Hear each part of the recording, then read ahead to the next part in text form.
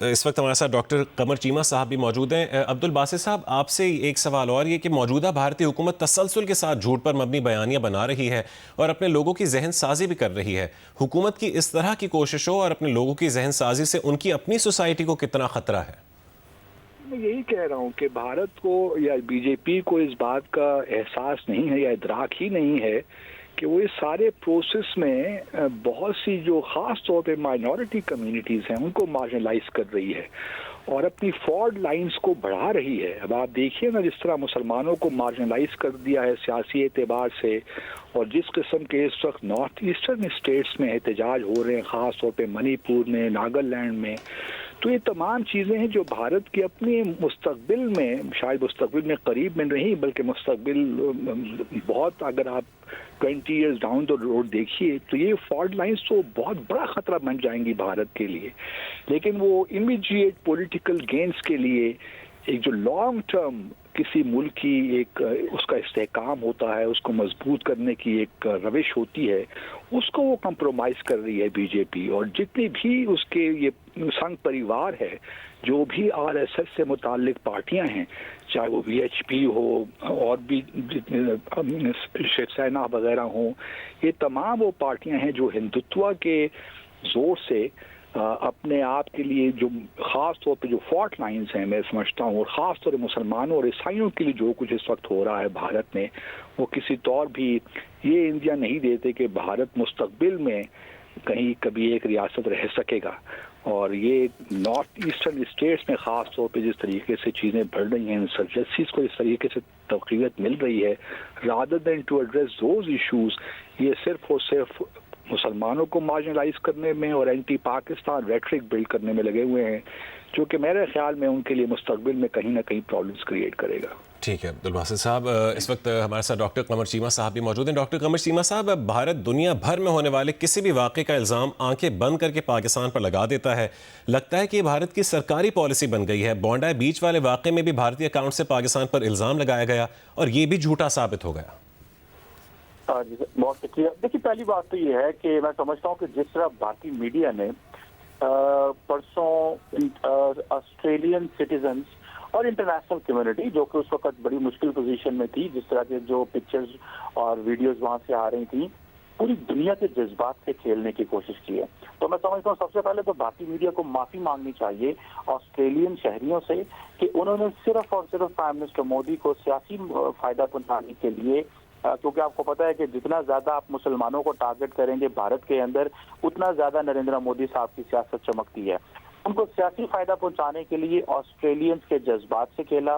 پہلے انہوں نے کہا کہ یہ پاکستانی ہے، پھر انہوں نے ایک فیک شخص کی، ایک پاکستانی شخص کی جو ہے وہ تصویر نکالی، اس کو کہا دیا جی یہ پاکستان کی فلاں یونیورسٹی سے پڑھا ہوا ہے اور اب یہ شخص جو ہے اس میں انوالو ہے۔ اس پاکستانی ینگ بچے کی زندگی انہوں نے جو ہے وہ مشکل میں ڈالی، اس کی زندگی کو خطرہ اس وقت آسٹریلیا کے اندر موجود ہے۔ تو میں سمجھتا ہوں آسٹریلینز کے جذبات سے کھیلا، انڈین عوام کے جذبات سے کھیلا، پاکستان کو ملائن کرنے کی کوشش کی، اور اب پتہ چل رہا ہے کہ وہ انڈین پاسپورٹ پہ فلپائن گئے ہیں۔ تو میں سمجھتا ہوں آپ کو پتا ہوگا کہ انڈیا کے اندر within India Islamic State کا ایک بہت بڑا اپریٹس موجود ہے، اور ہم بار بار اس چیز کو ہائی لائٹ کرتے رہے ہیں کہ افغانستان اور انڈیا کے اندر اسلامک اسٹیٹ موجود ہے، لیکن انڈیا کے اندر آپ کو پتا ہے وہ سارے کا سارا جو فوکس ہے ان کا، وہ لارجلی ایک تو مسلم کو ٹارگٹ کرنے میں ہوتا ہے، اور دوسرا کشمیر کے اندر جو ایک جسٹ اسٹرگل ہے اس کو ٹارگٹ کرنے میں ہوتا ہے، اور تیسرا کل آپ نے دیکھا ہوگا کہ جو نتیش کمار ہیں چیف منسٹر بہار کے، جو نیولی الیکٹڈ ہیں، انہوں نے کس طرح ایک مسلمان ڈاکٹر کے چہرے سے جو نقاب نیچے کھینچا۔ میں سمجھتا ہوں دنیا تاریخ میں آج تک آپ کو ایسی مثال نہیں ملے گی کہ ایک مسلمان خاتون ڈاکٹر کو ٹارگٹ کیا گیا، اس کے چہرے سے نقاب کھینچنے کی کوشش۔ یہ کوئی بدتر سے بدتر شخص بھی نہیں کر سکتا، کوئی سوچ بھی نہیں سکتا کہ کسی خاتون کے چہرے سے آپ اس طرح نقاب کھینچیں گے۔ یہ وہ ایک ایکو سسٹم ہے، یہ وہ انوائرمنٹ ہے، یہ ماحول ہے جو بھارت کے اندر کریٹ کیا جا رہا ہے، اور یہ جو ہر روز مسلمانوں کو ٹارگٹ کیا جا رہا ہے، Nitish Kumar is one person. Prime minister Modi اور ان کی پارٹیز ون پرسن وہ جو پوری کی پوری ایک کمپین چلا رہے ہیں بھارت کے اندر کہ کس طرح ایک ہندو میجورٹیرین اسٹیٹ وہ بنا رہے ہیں. اور سب سے بڑھ کے دیکھیے اب موقع آ گیا ہے, میں سمجھتا ہوں کہ انٹرنیشنل کمیونٹی کو انڈین میڈیا کے حوالے سے ایک پراپر جو انویسٹیگیٹو رپورٹنگ کرنی چاہیے کہ کس طرح یہ fake news, disinformation, chaos and anxiety پھیلاتے ہیں جسٹ کہ یہ نیریٹو کو کنٹرول کریں اگینسٹ پاکستان. جسٹ کہ ایک مسلمان ہے, اگر ایک پاکستانی ہے تو اس کو وہ کہہ رہے ہیں کہ جی ہم نے ٹارگٹ کرنا ہے تاکہ پرائم منسٹر مودی کا وہ جو ہندو مسلم ڈیوائیڈ ہے اس کو فائدہ پہنچے اور ان کی پالیٹکس کو بی جے پی اور آر ایس ایس کی پالیٹکس کو فائدہ پہنچے. اور آپ دیکھیں یہاں پہ میں سمجھتا ہوں انٹرنیشنل کمیونٹی کو بھی سامنے آنا چاہیے. اور یہ جو اسلاموفوبک جو ایک attitude with in the Indian society, دیکھیں 1.4 بلین لوگ وہاں رہتے ہیں, 25-30 کروڑ مسلمان رہتے ہیں, لیکن اگر اتنی بڑی سوسائٹی 1 بلین پلس کی جو لوگ ہیں ان کے اندر اگر اسلاموفوبک ایٹیٹیوڈ آتا ہے کہ وہ مسلمانوں کو کال آؤٹ کرتے ہیں, نیم چینج کرتے ہیں, تو میں سمجھتا ہوں کہ یہ بہت بڑا خطرہ ہے انڈین سوسائٹی کے لیے. اور انڈین سوسائٹی اٹ سیلف وہاں پہ بھی تقسیم ہے. ایک بہت بڑا طبقہ یہ کہہ رہا ہے کہ ہمارے معاشرے کے اندر extremism, political extremism, religious extremism کی بنیادیں جو ہیں وہ پرائم منسٹر مودی اور ان کی پارٹی رکھ رہے ہیں.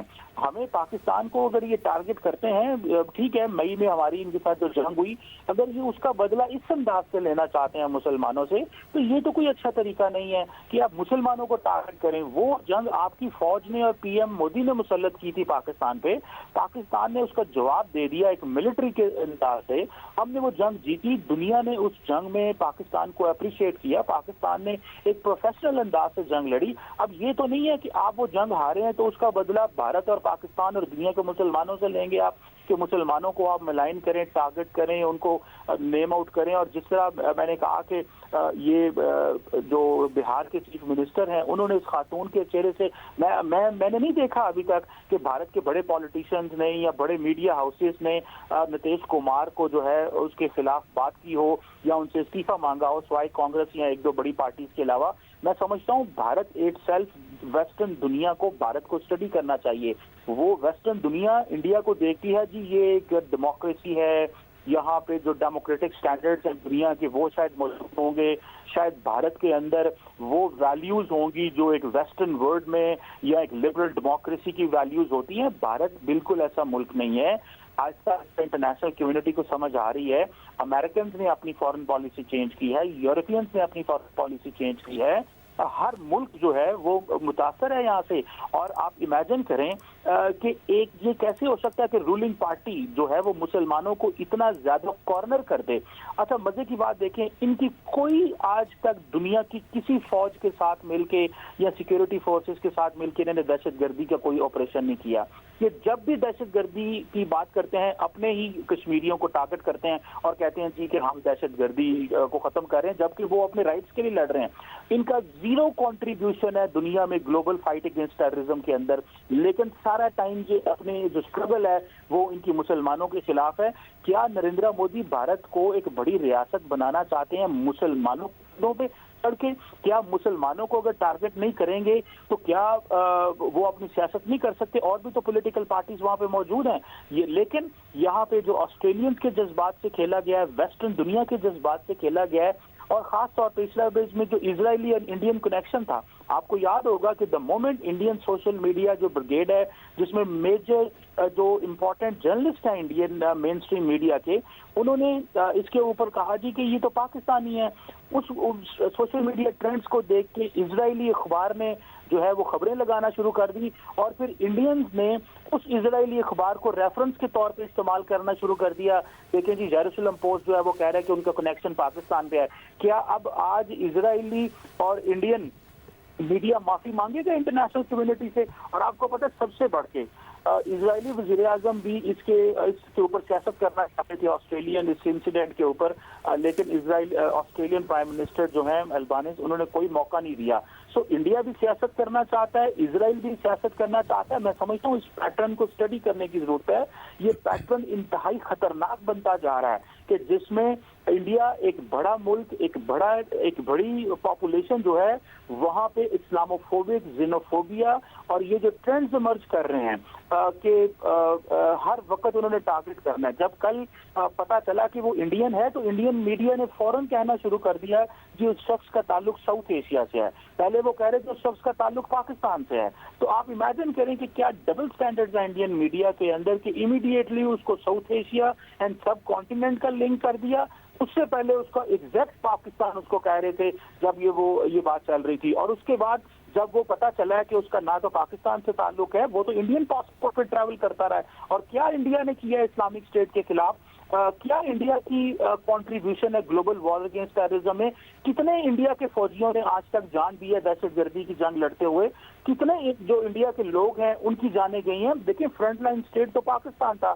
تو جو وہ سمجھتے ہیں کہ شاید جو ویسٹرن ورلڈ ہے وہ اس کو یہ بتایا جا سکتا ہے جی کہ پاکستان ایک مسلمان ریاست ہے اور ہم افغانستان کے ساتھ مل کے وہ ایک جو 2020-21 اور اس سے پہلے والا نیریٹو ہے اس کو ہم ریوائیو کر سکتے ہیں اور دنیا کو بتا سکتے ہیں. دیکھیں انہوں نے ایک پوری کی پوری جسٹ جو فریڈم اسٹرگل ہے اس کو دہشت گردی سے کشمیر میں لنک کر دیا ہے. تو یہ سمجھتے ہیں ان کی ڈیفینیشن ہی ٹیررزم کی دنیا میں سب سے زیادہ علیحدہ ہے. تو میں سمجھتا ہوں بہت بری طرح یہ ایکسپوز ہوئے ہیں بین الاقوامی سطح کے اوپر اور خاص طور پہ آسٹریلینز کے ساتھ.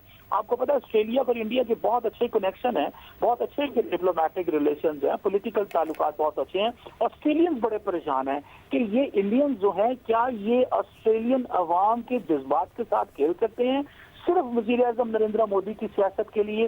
یہ تو آسٹریلیا کے اندر آپ جب میڈیا ہاؤسز اور وہاں پہ جو لوکلز اب جب ریسرچ ہوگی، اسٹڈی ہوگی اور جب اس معاملے کو پراپرلی انرتھ کیا جائے گا اور جیسے ہی آسٹریلینز پوری ایک انویسٹیگیشن اور پورا بتاتے ہیں سارا پیٹرن شیئر کریں گے تو میں سمجھتا ہوں تب جا کے آسٹریلین عوام کو بھی پتا چلے گا کہ کس طرح انڈین میڈیا نے، انڈین صحافیوں نے، انڈین مین اسٹریم اینکرز نے اپنے بھارت کے نیریٹو کو سپورٹ کرنے کے لیے آسٹریلینز کو بیوقوف بنانے کی کوشش کی. اور میں سلوٹ کرتا ہوں آسٹریلین لیڈرشپ کو جنہوں نے انتہائی پروفیشنلی اس کرائسس سچویشن کو دیکھا. انہوں نے دیکھا کہ اسرائیلی اور انڈین میڈیا کیا خبریں دے رہا ہے اور مین اسٹریم کیونکہ بڑی آبادی ہونے کے ناطے وہ سارے ٹائم سوشل میڈیا کے اوپر ان کا ایک بڑا انفلوئنس ہوتا ہے تو وہ اس سے متاثر نہیں ہوئے. نہ آسٹریلین عوام اس سے متاثر ہوئی. انہوں نے اپنی آسٹریلین گورنمنٹ کی جو ریولیوشن تھی، جو آسٹریلین گورنمنٹ کا جو آؤٹ کم تھا ان کا انتظار کیا. انہوں نے فوراً کنکلوژن پہ جمپ ان نہیں کیا جیسے انڈینز نے جو ہے وہ کیا. تو میں سمجھتا ہوں کہ یہ آسٹریلینز نے اب ایک بڑے پیمانے پہ میں سمجھتا ہوں وہ جو ایک ان کے بارے میں انڈیا کے بارے میں امپریشن تھا کہ جی بڑا ملک ہے، جی اکانومی ہے، وہ سارا امپریشن انڈین گورنمنٹ کا زائل ہونا شروع ہو گیا اور صرف اس کی وجہ یہ ہے مودی صاحب کی سیاست. اور اب انڈینز پریشان اس چیز میں ہیں کہ اگر فار ایگزامپل مودی صاحب نے تو 2029 تک پاور میں رہنا ہے، اس کے بعد کوئی اور پولیٹیکل پارٹی آ جائے گی تو انڈیا کو کیوں سزا دی جا رہی ہے نریندر مودی کی سیاست کی؟ انڈین فارن پالیسی اور انڈین میڈیا دنیا کے سامنے کیوں ایکسپوز ہو رہا ہے؟ صرف اس وجہ سے کہ کیونکہ وہ جو ہے مودی صاحب کے دوستوں کے ٹی وی چینلز ہیں. صرف مودی صاحب کے دوست جو ہیں اڈانی صاحب جنہوں نے N D T V recently خریدا اور سارے کے سارا جو ایڈیٹوریل پالیسی ہے وہ شفٹ کی نریندر مودی کی سیاسی فارن سیاست کو سپورٹ کرنے کے لیے، ان کی فارن پالیسی اور نیشنل سیکورٹی کو سپورٹ کرنے کے لیے. میں سمجھتا ہوں کہ یہ ایک بڑے پیمانے پہ انڈیا ایکسپوز ہوا ہے. واقعی آپ کو یاد ہوگا مئی کی جنگ میں جب انڈیا بری طرح ایکسپوز ہوا فیک نیوز کی وجہ سے، انڈینز نے ہی انڈین میڈیا کا مذاق اڑانا شروع کر دیا. انڈینز نے ہی یہ کہنا شروع کر دیا کہ ہمیں تو اپنے میڈیا ہاؤسز پہ اعتبار نہیں ہے، جو وہ رپورٹنگ کر رہے ہوتے ہیں، رات وہ کچھ اور رپورٹنگ کر رہے ہوتے ہیں، صبح وہ معافیاں مانگ رہے ہوتے ہیں. تو میں سمجھتا ہوں کہ اب انٹرنیشنل میڈیا کے سامنے، انٹرنیشنل کمیونٹی کے سامنے یہ بہت بری طرح ایکسپوز ہوئے ہیں. اور اب ان میں کیا یہ اوڈیسٹی اور کیا یہ ان کے اندر کریج ہے کہ یہ معافی مانگیں گے، یہ سوری کریں گے،